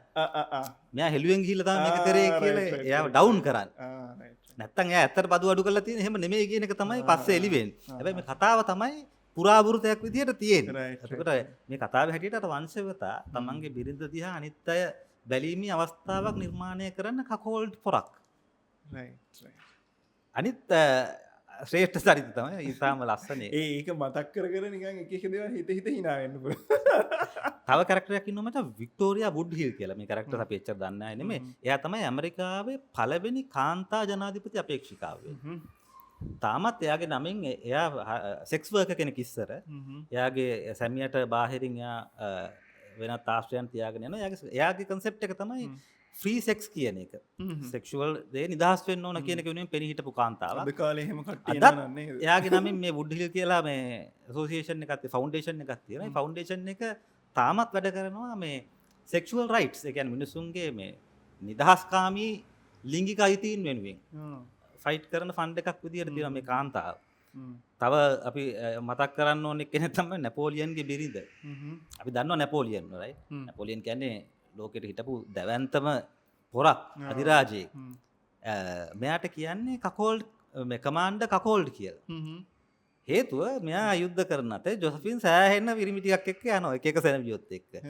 නැපෝලියන් කොයිතරම් ලොක්කා වුණත් නැපෝලියන්ට පුළුවන් කමක් ලැබෙන්නේ නැහැ මේ ජොසෆින්ගේ මේ වැඩේ නවත්තන්න. ඒ වගේම නැපෝලියන්ගේ නංගි ඊට වඩා දරුණුයි. නැපෝලියන්ගේ නංගි ෆුල් එක්සිබිෂනිස්ට් කෙනෙක් මම. ඒ කියන්නේ එයා ගෙදරට වංශවත් අයට එන්න කියලා එයා ඉන්නේ නිරුවතින් එයාගේ ඇඳ උඩ. කොච්චර එයාගේ නිරුවතට ආදරය කරනවද කියලා කියනවනේ ඒක එයා ලොකු පින්තූරයක් කරලා අඳිනවා. පස්සේ මෙයා මේ ෂේ රෝගේ හැදිලා මැරෙනවා. ෂේ රෝගේ හැදිලා මැරෙනකොට එයාට ඕන වෙන්නේ නැහැ මේ ෂේ රෝගේ හැදිච්ච රූපේ දකින්නවට මිනිස්සු.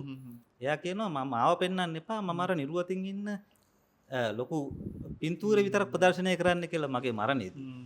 ඉතින් නැපෝලියන්ගේ තියෙන්නේ මේ වගේ මං කිව්වේ ඒක අර එන බල සම්පන්න ඔය අපි කියන පිරිමින්ගේ නෙමෙයි කකෝල්ඩින් ආවේ. එන දැවැන්ත අධිරාජයන්ගේ පවා උන් කකෝල්ඩ්ලා. එතකොට මේ අයින් රෑන්ඩ් කියලා කියන්නේ මම ඉතාම කැමති කාන්තාවක්. අයින් රෑන්ඩ් කියලා කියන්නේ මචං ඔය ඇමරිකාවේ ලිබර්ටේරියන් කියන්නේ නිදහස්කාමී නිදහස් ආර්ථිකය වෙළඳ ආර්ථිකයක් වෙනුවෙන් පෙනී ඉන්න මුදුන් පෙත්ත වගේ පුද්ගල අයිතීන් වල උපරිමය වෙනුවෙන් පෙනී ඉන්න ලිබර්ටේරියන් සංස්කෘතියේ සෑහෙන දැවැන්ත දාර්ශනිකාවක්.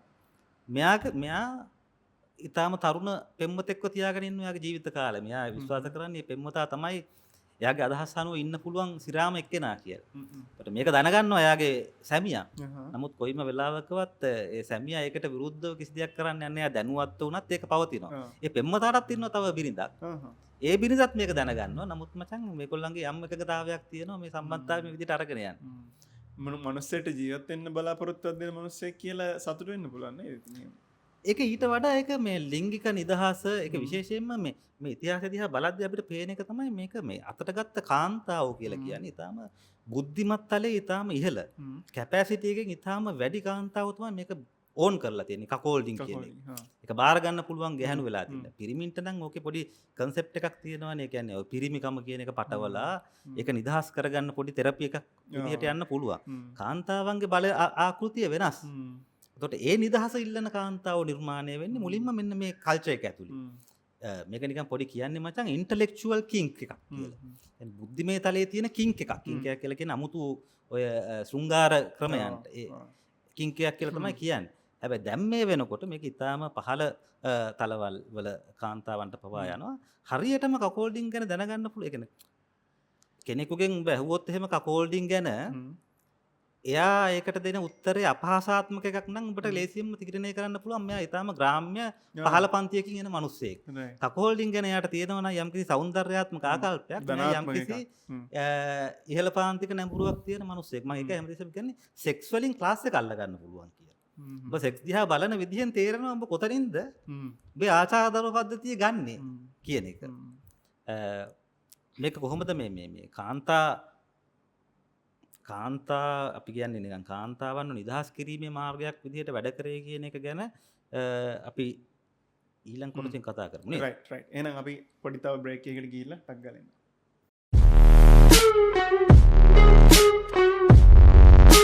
හොඳයි ඔන්න ආයි අපි එනවා මේ අපේ කතා බහට. මේකේ එද්දි මේ පොඩ්ඩක් අදත් පොඩි සීරියස් කෑල්ලකට එන්න හදන්නේ මේ කතාව ඇතුලේ. මේ චින්තා දැන් ඔය කකෝල්ඩින් කියන මාතෘකාව ඇතුලේ අපි අහලා තියෙනවා සහ අපි දැකලත් තියෙනවා මේ කකෝල්ඩින් වලට ගියාට පස්සේ කාන්තාවට ලැබෙන අමුතු විමුක්තියක් වගේ එකක්. රයිට්. කකෝල්ඩින් ඇයි කාන්තාවකට මෙහෙම නිදහස් වෙන්න දෙන එකෙන් කාන්තාවට ලැබෙන ප්‍රතිඵල මොනවද? එයාට හම්බෙන බෙනිෆිට්ස් මොනවද මේක ඇතුලේ තියෙන? ඔව්. මෙහෙමයි මචං. කකෝල්ඩින් වලට ඒ කියන්නේ කන්සෙන්ෂුවල් කකෝල් මේ කන්සෙන්ෂුවල් කකෝල්ඩින් වලට යන එක නෑ. අනුමැතිය සහිතව කරන කකෝල්ඩින් වලදී තමයි අපිට මේ කියන කතාව වළංගු වෙන්නේ.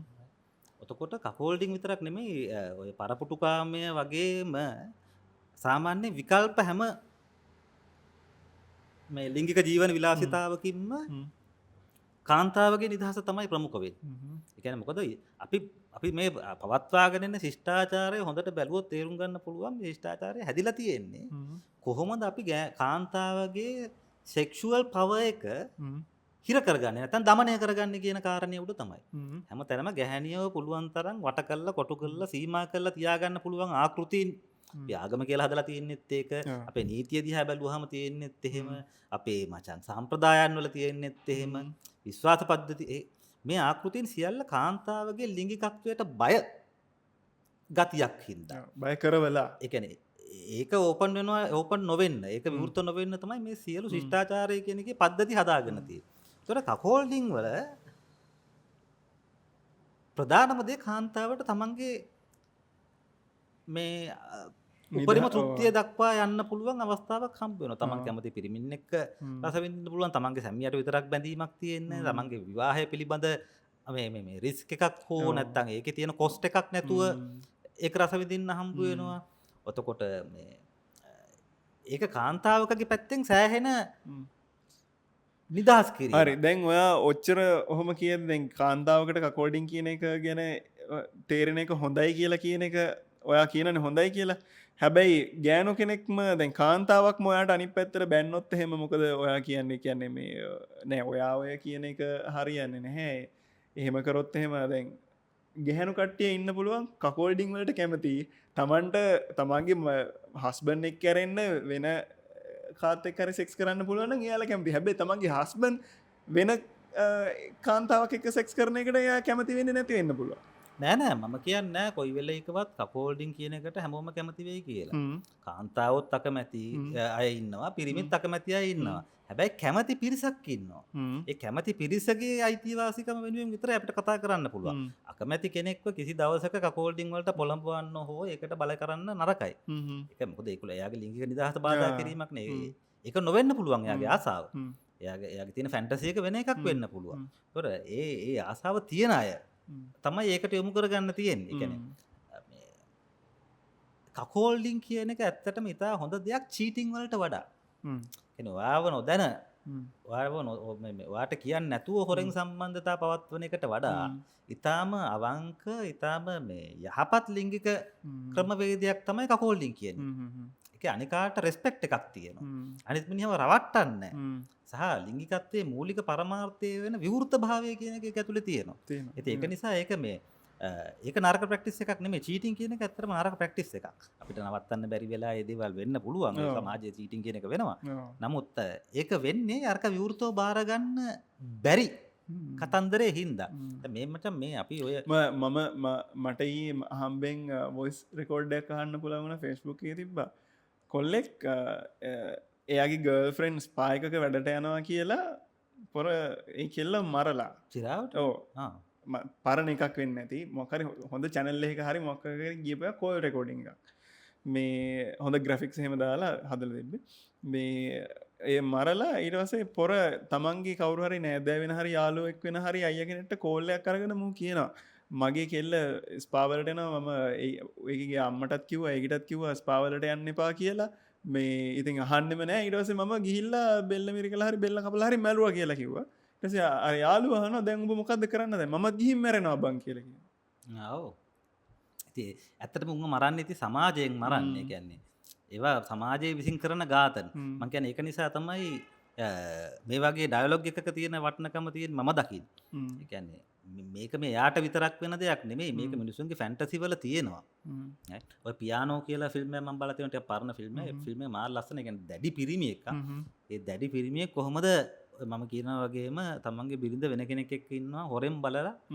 ඌ පස්සේ බිරිඳව මරනවා ඒ චිත්‍රපටිය ඇතුළෙත් හැබැයි ඌ ඒ බලාගෙන මචං මාස්ටර්බේට් කරනවා එතකොට ඒ ඕකේ ඕක ඔය ඒ කියන්නේ ඌ ඕක දේව්ලේ කියන්නේ ඔය මේ ඩොක්ටර් මේ ලේ කියන එක්කෙනා අපි ඉස්සෙල්ලා කතා කරේ එයා හරිම ලස්සනට විස්තර කරනකොට කියන්නේ මචං ෂේම් ස්පයිරල් කියලා ෂේම් ස්පයිරල් කියන එක තමයි සෙක්ෂුවල් අවුල් වලට මුල ඒක එක්තරා විදිහකට ඇඩික්ෂන් එකටත් බලපාන දැන් පෝන් බලනවා කියලා කියමුකෝ දැන් පෝන් බැලුවාම ඔබ හොඳ සිංහල බෞද්ධ හැදිච්ච ළමයෙක් නම් පෝන් එක බලපු වෙලාවේ පස්සේ උඹට හිතෙනවා මම වැරද්දක් කරේ පොඩි ගිලිටි එකක් වගේ ඔව් මම නරක වැඩක් කරේ ෂී මම දැන් පෝන් බලනවානේ මම ඒතර ඔබ අවුල් වෙනවා දැන් මේ අවුලට ගියන් පස්සේ මොකද දැන් මේ අවුල හරි ගස්සන්න ඕනනේ ආයි පෝන් එකක් බලන්න ඕන පෝන් එක බලන් පස්සේ ආයි අවුල හැදෙනවා ඕක තමයි ෂේම් ස්පයිරල් කියන්නේ ඔබටම ඔබගේ තියෙන එතිකල්ස් ඔය සුපර් ඊගෝ එකෙන් හදපු නැත්තම් සමාජයෙන් හදපු කෝඩ් එකකින් ඔබ දැන් ඔබ ගිහලා කකෝල්ඩින් කරොත් එහෙම ඊට පස්සේ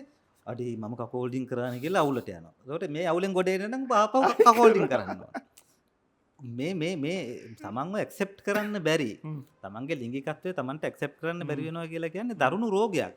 මිනිහෙකුගේ ජීවිතේ පරම උත්සාහය වෙන්න ඕන. මේ සමාජයෙන් තියපු කෝඩින්ග්ස් වලට නැත්තම් සම්මතයන් පොඩ්ඩක් අයින් කරලා තමන්ගේ ඇතුළත ඇත්තට තියෙන ආශාවන් මොනවද කියලා තේරුම් ගන්න.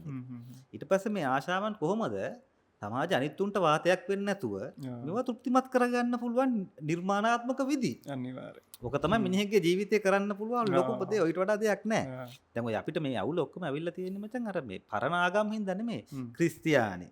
දැන් ඔය තියෙන ඉවැන්ජලික් ඒවා නිකන් ඔය දෙවියන් වහන්සේ එකපාරට මතුවෙලා දෙන. ඊට පස්සේ මුස්ලිම් ආගම මෙන්න මේ ඉස්ලාම් නේ ඔන්න ඔය ආගම් පද්ධති වලින් තමයි මේ කකෝල්ඩින් ප්‍රැක්ටිස් එකක් ඒ ආගම් හින්දා තමයි යටිතලයෙන් කකෝල්ඩින් ප්‍රැක්ටිස් එක හොඳටම වැඩි උනේ අනිත් පැත්තෙන් ඒ ආගම් වලින් තමයි මේ ප්‍රැක්ටිස් එක නරක දෙයක් තහනම් දෙයක් විදිහට දකින්නේ ඒ රාමුවෙන් තමයි ඔය වැරදකාරී බව ඒ කියන්නේ ඒ ඔය වරදකාරී විදිහට ඒක තිබ්බේ නැත්නම් එහෙම ආගම් වලට පැවැත්මක් නැති වෙනවා ඔය ආගම් කොහොමත් මේ ලිංගිකත්වයට බය හැදිච්ච ආගම්නේ ගැහැණියකගේ ලිංගිකත්වයට හොඳටම බය තමයි මේ ආගම් පද්ධතිය හැදෙන්නේ. දැන් ඕක හොඳටම ලස්සන මේක තමයි මම අර ඔබට කිව්වේ මේ ඇමරිකාවේ තිබුණා කියලා මේ කන්සර්වටිව් වුන් තමයි කියලා නැත්නම් රිපබ්ලිකන් වුන් තමයි කියලා මේ වැඩිපුරම ඉන්නේ. මේ ෆැන්ටසි වැඩිපුර තියෙන්නේ. දැන් ට්‍රම්ප්ගේ යාළුවෝ එහෙම සෑහෙන කකෝල්ඩින් වැඩවලට අහු වෙලා තියෙනවා. දැන් එක්කෙනෙක් ඉන්නවා මචං. එයාගේ රොජර් ස්ටෝන් කියලා. රොජර් ස්ටෝන් කියන්නේ ට්‍රම්ප්ගේ ඊටාම හිතවත් කෙනෙක්. දැන් ෆුල් ආගමිකයි. හැබැයි එයා ඊට කලින් ස්විංගර්ස් ක්ලබ් වල ස්විංගර්ස්ලා උපරිම නිකන් ඕජීස් දාපු ඩයල් එකක්. හැබැයි එයා එළිය ජීවිතේ විඳපු ඩයල් එක. ඔව් දැනුත් කරනවා ඇති. හැබැයි උඩින් පෙන්නන්නේ එයා හරි රිලීජියස්. ඒතර මේ රිලීජියස් අයගේ තමයි යට මේක තියෙන්නේ. Right right. දැන් අපි ඔක ගොඩක් ඔය ඉංග්‍රීසි ෆිල්ම් වල දැකලා තියෙනවානේ ඔය ඒ කියන්නේ ඔය පල්ලියත් එක්ක මේවා කරලා තියෙන වගේ සමහර ඒ වගේ තියෙනවානේ. ඒ කියන්නේ ඔය ජෙරි එයාගේ නම මචං ජෙරි ෆ්ලැවෙල් ජූනියර් කියලා. ජෙරි ෆ්ලැවෙල් ජූනියර් කියලා එයාත් ට්‍රම්ප් කියන හිතවත් කෙනෙක්. දැඩි ආගමික ඩයල් එකක් එන ට්‍රැඩිෂනල් කන්සර්වේටිව් ඩයල් එක. මෙයාගේ ලීක් වෙනවා මෙයාගේ දුව ඒ දුවගේ යාළුවෝ එක්ක කතා කරනකොට මේ තාත්තයි අම්මයි සෙක්ස් කරන හැටි. ඒ කියන්නේ ගෲප් සෙක්ස් කරලා තාත්තා වෙන අයට කියලා අම්මත් එක්ක සෙක්ස් කරන්න කියලා බලන් ඉන්න කතා මේ ලීක් වෙනවා. රයිට්. එයා එළියේදී හරි රිලීජියස් ඉතාලම කන්සර්වේටිව් ඩයල් එකක්. මේ ආගමික පීඩනයත් එක්ක මේකේ සම්බන්ධයක් තියෙනවා අමුතු විදිහක. ඒ කියන්නේ මේ පව එකෙන් දෙන ස්ට්‍රෙස් එක අනිත් පැත්තට හරවන විමුක්තිගාමී ප්‍රැක්ටිස් එකක් විදිහට ඒගොල්ලෝගේ ජීවිතය ඇතුළට මේක එනවා. දැන් ඔය මේ මං ඊට පස්සේ මචං කතා කරන්න කැමති මේ අපි අර හැමදාම කියනවා වගේ කොහොමද මේකේ නිකන් මනෝවිද්‍යාත්මක දාර්ශනික අදහස් වලින් මේක ගත්තොත් කියලා. ඒක අපි නිකන් ඊළඟ chapter එකේ විදිහට කතා කරමුද? හරි හරි.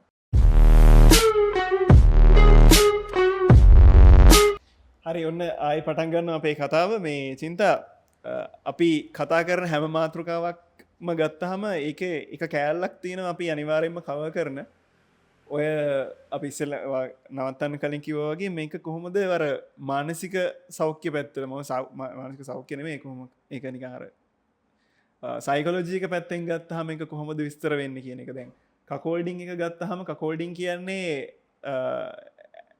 ප්‍රක්ටිකල් සමාජයේ එහෙම ලොකුවට මිනිස්සු පිළිගන්න දෙයක් නෙමේ සමහර විට කැමැත්ත තියෙන මනුස්සයකුත් අර සමාජයෙන් කොන් වෙයි කියලා හිතලා ඒක එයා කියන්නේ නැතුව ඉන්න පුළුවන්. දැන් මේ වගේ කට්ටියගේ තියෙන සයිකොලොජි එක වෙනස් කරගන්න මොන වගේ දේවල්ද කරන්න පුළුවන්?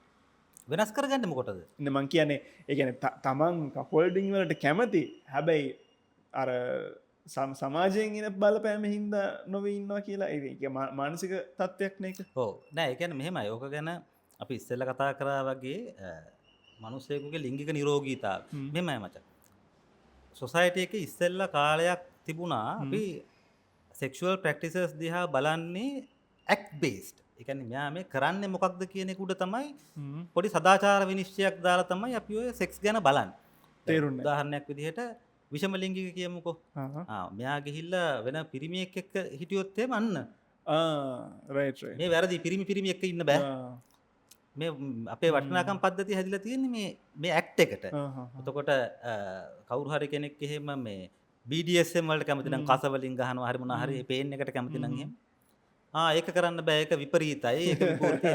ඒ කියන්නේ මේ ඇක්ට් එක තමයි බේස් කරගන්නේ. මරන්නද හදන්නේ මනසේ. කපෝල්ඩින් කියන එකත් එහෙමනේ. ඒ කියන්නේ ඒක කරන්න බෑ ගෑනිත් එක්ක වෙනා ඉන්න බෑ. මේ ඇක්ට් එක බේස්. ඒකට ඇක්ට් එක බේස් කරගෙන අපි පොඩි වටිනාකම් පද්ධතියක් හදලා තියෙනවා. මේක වැරදි මේක හරි කියලා.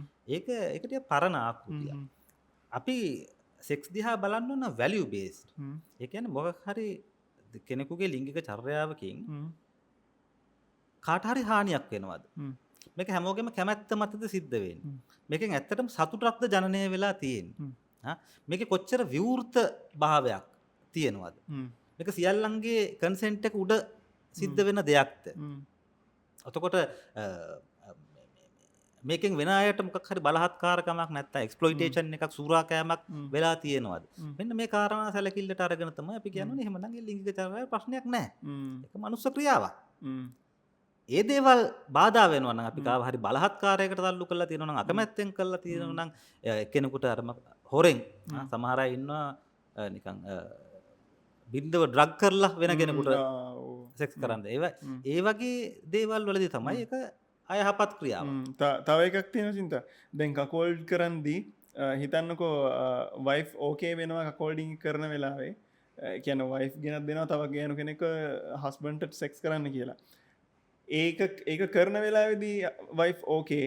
හැබැයි ඊට පස්සේ වයිෆ් ගිහිලා ඩිවෝර්ස් නඩුවක් දානවා මෙයා තව කෙනෙක් එක්ක සෙක්ස් කරා කියලා. ඒ කියන්නේ අරයා දැනගෙන මේක කරලත් ඒ වෙලාවේ කන්සෙන්ට් එක තිබිලා පස්සේ මොකක් හරි ට්‍රැක් අප් පැනලා ගිහිල්ලා දානවා මෙයා වෙන කෙනෙක් එක්ක මෙහෙම මේ අර ඔකට වෙන කෙනෙක් එක්ක සෙක්ස් කරා කියලා දාන්න පුළුවන් නේද එහෙම එකක්? පුළුවන්. මේ එහෙම කියලා නඩුවක් දානවා. ඔව්. ඉතින් මේ එහෙම කරොත් මොකද කරන්නේ? ඉතින් ඒ වගේ වයිෆ් කෙනෙක් එක්ක ඉඳලා මොකටද? ඩිවෝර්ස් එක දෙන්න වෙනවා. ඩිවෝර්ස් එක උඩ පැනලා දෙන්න ඕන නේ. වයිෆ්ට කලින් ගිහිල්ලා දෙන්න ඕන අපතත්වයක් තියෙන. ඒ කියන්නේ එහෙම විශ්වාසයක් රඳවන්න බැරි. ඒ කියන්නේ තමන් කැමැත්තෙන් තමන් විශ්වාසයක් ඇතුව කරපු දෙයක් ඒ විදිහට නීතිය ඉස්සරහට අරගෙන යනවා නම් ඒ වගේ බිරිඳක් එක්ක මොනවද කරන්න තියෙන්නේ? ඇත්තට ඉන්ටිමසි එකක් නැහැ. තමන්ගේ සමීපත්වයක් නැහැ ඇත්තට. ඒතකොට ඒ වගේ කෙනෙක් එක්ක ඇසුරක් තියාගෙන පළක් නැහැ. ඒක නිසා තමයි කියන්නේ මේ වගේ සම්බන්ධතාවලදී ඉතා හොඳ විශ්වාසනීය සම්බන්ධතා පවතින මිනිසුත් එක්ක කරන්න ඕන. දැන් මං කියන්න ගියේ මේකේ නිකන් මානසික පැත්ත. ඔව් මානසික කියන්නේ මේ අයගේ මානසිකත්වය නේ. මේක දිහා කොහොමද සයිකොලොජිකල් පර්ස්පෙක්ටිව් වලින් බලලා තියෙන්නේ. මේක දිහා කොහොමද ෆිලොසොෆිකල් පර්ස්පෙක්ටිව් වලින් බලලා තියෙන්නේ. එක විදිහකට මචං මේක තේරුම් ගන්න පුළුවන් ලේසිම දෙයක් තමයි ඊඩිපස් කියන කතාව. අපි හැමතිස්සෙම කියනවානේ. ෆ්‍රොයිඩ් කතා කරනවානේ. කියන්නේ තමන් දරුවට දැනෙනවා අම්මව වෙන පිරිමියෙක්. එතකොට එයා තාත්තා ගැන දන්නේ නැහැ. ලොකු පිරිමියෙක් ඇවිල්ලා අයිති කරගන්නවා තමන් මේ මෙච්චර කිරිබොන තමන් ප්‍රේම කරන තමන්ගේ ලොකු පියවරු තියෙන අම්මව. දෙවියන් වගේ ඉන්න. එතකොට මේක දැක්කහම තමන්ව මේ පිරිමියා විසින් කප්පාදු කරයි කියලා බයකින් ඉන්නේ. ඔක තමයි ඊඩිපස් සංකීර්ණය කියලා කියන්නේ. එතකොට ඕක හින්දා තමයි තාත්තට යටත් වෙන ඔය අප්පච්චි සංස්කෘතිය ඇවිල්ලා ඔය ඔක්කොම දේවල් ටික නිර්මාණය වෙන්නේ. මෙන්න මේක කකෝල්ඩින් වල ආපහු රියැක්ට් වෙනවා. ඒ කියන්නේ අපි ආපහු මේ ජීවත් කරවන්න පටන් ගන්නවා මේ අත්දැකීම. මෙතනදී අපි බලාගෙන ඉන්නවා ආයි ඩොමිනන්ට් ෆිගර් එකක්. කවුරු හරි තාත්තා වගේ කෙනෙක් ඇවිල්ලා බිරිඳ තමයි මේ වෙලාවේ අම්මා. එයාව අයිති කරගන්නවා. එතකොට මේක එදා ඊඩිපස් එකේදී බයක් වගේ දැනිච්ච එක දැන් අපි මාස්ටර්බේට් කරන තෘප්තියක් බවට පරිවර්තනය කරනවා. අපේ ජීවිතයේ තිබිච්ච ගැඹුරුම බයක් අපි ආශාවක් නැත්තම් ඒක වින්දනය කරන්න පුළුවන් මට්ටමකට පෙරලා ගන්නවා. මේක තමයි ෆැන්ටසි කරන එක කියන්නේ. මේක තමයි ෆැන්ටසි කරන්න පුළුවන් ලොකුම කාරණේ. එතකොට අපේ හැමදාම තිබිච්ච ගැඹුරු බීතියකින් අපි නිදහස් වෙනවා මේකෙදි. ඔක මේ ලැකාන් වගේ අය විස්තර කරද්දී ඒගොල්ලෝ කියන්නේ මේ නිකන් අර අපි ආසා කරන්නේ මචං අනිත් අය ආස කරන එකටනේ. අනිත් එක්කෙනාගේ ආසාවේ දැක්කම තමයි අපිට ආස හිතෙන්නේ. ඒකට කකෝල්ඩින් වල අනිත් එක්කෙනා අපේ බිරිඳට ආසා කරන එක තමයි අපි දකින්නේ.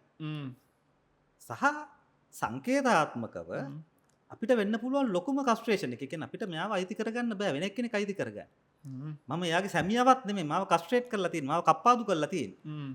ඒක තෘප්තියක් විදිහට බාර ගන්න. ඒක බීතියක් විදිහට නැත්තම් අඩපණ කරන කාරණයක් විදිහට නෙමෙයි ඒක එම්පවර් කරන.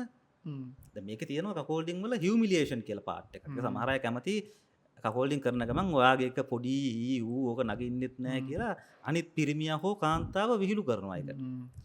ඔබ පොන්නේ කෙහි මේ සමහරවිට ඊට නරක විදිහට කරන්න පුළුවන්. ඒක හියුමිලියේෂන් කියන එක සාමාන්‍ය සමාජයේදී නම් අපිට කෙලවෙන එකක් නේ යන්න. හැබැයි කකෝල්ඩින් වල ඒක බාර ගැනීමෙන් ඒක තෘප්තියක් බවට ආස්වාදයක් බවට පරිවර්තනය කිරීමේ හැකියාව තියන අය ඉන්නවා. මේ ඔය කියන ටිකට නම් ගහනවා චින්තා කමෙන්ට් වලින්. නෑ හියුමිලියේෂන් කියන එක ඒකේ සමහර අයගේ පාර්ට් එකේ දැන් ඔය මේ ඒක ඇත්තටම ඩික් එක පොඩි අය විතරක් නෙමෙයි ඒකට බලපාන මල ඩික් එක අර අනිත් එකට වඩා ලොකුයි. හැබැයි හියුමිලියේෂන් පාර්ට් එකේදී ඒක ෆැන්ටසයිස් කරනවා. රයිට්. දැන් ඕකේ තව දුරදිග ගිහිල්ලා තියෙන්න පුළුවන් මේ ෆැන්ටසි වල ඒ පිරිමියාගෙන් ළමයෙක් හදනවා තමන්ගේ ගෑණි හරහා. තමන්ගේ ගෑණි කෙනෙක් ඇතයි තමන්ගේ බිරිඳට දරුවෙක් ලැබෙන මට්ටමකට යන කකෝල්ඩින් ෆැන්ටසි එකක් තියෙන්න පුළුවන් කෙනෙකුට. එතකොට මේක අපිට පේන්නේ අම්මෝ ඊයා මේ වගේ දෙයක් කියලානේ. ඒකේ පොඩි වැරද්දක් තියෙනවා. වැරද්ද තමයි ඒ දරුවා මේ ෆැන්ටසි එකේ කොටස්කාරයෙක් වෙන්නේ නැහැ නේ. එයාගේ කන්සෙන්ට් එක නැතුවනේ ඒක එන්නේ. එතකොට ඒක නිසා ඒක වැරදි කාරණයක්. දරුවා කියන කෙනා එන්නේ පස්සේනේ චින්තා. මොතන ඔය ශුක්‍රාණු ඩිම්බ කතාවක් නේ උතනද තියෙන්නේ. ඔය ශුක්‍රාණු ඩිම්බ වුණාට එයා පස්සේ දැනගත්තොත් එහෙම එයා කකෝල්ඩින් ඒකේ කකෝල්ඩින් එක්ස්පීරියන්ස් එකකින් ආපු එක්කෙනෙක් කියලා. ඒක එයා ඒ ෆැන් ඒක නිකන් එතිකල් ඩයලොග් එකක් විදියට එන්න පුළුවන්. එහෙම ප්‍රශ්නයක් තියෙන්න පුළුවන්. හැබැයි අපි කොයිතරම් දැනට පිළිගන්නා වූ ක්‍රම තියෙනවද අපි අනිත් අයගේ දරුවන් හදා වඩා ගන්න එක ඉතා හොඳ දෙයක්. අපි කිව්වොත් එහෙම කුඩම්මා කුඩප්පා ස්ටෙප් ෆාදර් ස්ටෙප් මදර් කියන අපි ළමයෙක් ඉන්න එක්කෙනෙකු විවාහ කරගන්න. එතකොට වෙන කෙනෙක්ගේ ළමයෙක්ව තමයි අපි රැක බලා ගන්න. එතකොට ඒක නරක දෙයක් විදියට නෙමෙයි සොසයිටි එකේ දැනටත් තියෙනවා. එතකොට කකෝල්ඩින් වල විතරක් විශේෂයෙන් ආපු දෙයක් නෙමෙයි මේක. මේක අනිත් එක මචං ඔය අපි බටායි ගැන නිතරම කියනවා ජෝර්ජ් බටායි ගැන. එයාගේ කියන විදියට මේක මේ තමන්ගේ ඇතුලේ හරියටම මේ තමන්ගේ ඇතුලේ තියෙන ඊගෝ එක නැත්තම් මේ මම මේවා මගේ ගෑණි මටයි අයිති කියන මේ ඊගෝ එක නැති කරන ස්පිරිචුවල් ප්‍රැක්ටිස් එකක්. ආධ්‍යාත්මික ක්‍රීඩාවක් වෙන්න පුළුවන්. ආධ්‍යාත්මික ක්‍රියාවක් වෙන්න පුළුවන් කියලා තමයි බටායිගේ ඇහින් අපි මේක බැලුවා. මොකද එයා කියන්නේ හැමතිස්සෙම මේ විපරීත සමාජයට එළියෙන් ගිහිල්ලා කරන ක්‍රියාවන් වල තියෙන්නේ අපේ ප්‍රකෘති දේවල් හොයාගෙන යන අපේ ඇතුලේ තියෙන මමත්වයන්ගේ අවුල් හොයාගෙන යන භාවිතාවක් කියලා. හරි? කාල් මාක්ස් වගේ කෙනෙක් ගත්තොත් එහෙම එයාට කියන්න පුළුවන් මේක කාල් මාක්ස් මේක ගැන කතා කරලා නෑ. මම කියන්නේ කාල් මාක්ස් හිටියා නම් එයාට කියන්න පුළුවන් මේක මේ පශ්චාත් ධනවාදී යුගයේ ආශාව විතරක් නෙමෙයි තමන්ගේ බිරිඳක් තබා ගැනීමේ ආශාව පවා කොමෝඩිටි එකක් නැත්නම් පාරිභෝගික භාණ්ඩයක් බවට පත් කරලා තියෙනවා වගේ කතාවක් කියන්න පුළුවන්. ඉතින් ඒක දේශපාලන කතාවක්. හැබැයි ලස්සන කෙනෙක් ඉඳලා තියෙනවා මාකස් ඩිසාඩ්. මාකස් ඩිසාඩ් කියලා කියන්නේ ඔය ස්ටේඩිසම් පරපීඩක කාමය කියන එක ගැන හොඳටම අඳුන්වා දීපු චරිතය. එයාගේ නමින් තමයි සේඩිසම් හැදිලා තියෙන්නේ. එයා කතා කරනවා එයාගේ නවකතාවල සෑහෙන මේ කකෝල්ඩින් ගැන. එතනදී එයා කියන එකක් තමයි එයා එක හැමතිස්සෙම ගේන්නේ පවතින සාම්ප්‍රදායික පෞල් ආකෘතිය විහිළුවට ලක් කරන්න. මේක මොනතරම් බොරුවක්ද කියලා පෙන්වන්න තමයි ඒක ගේන්නේ එයාගේ ලිටරේචර් ඇතුලේ.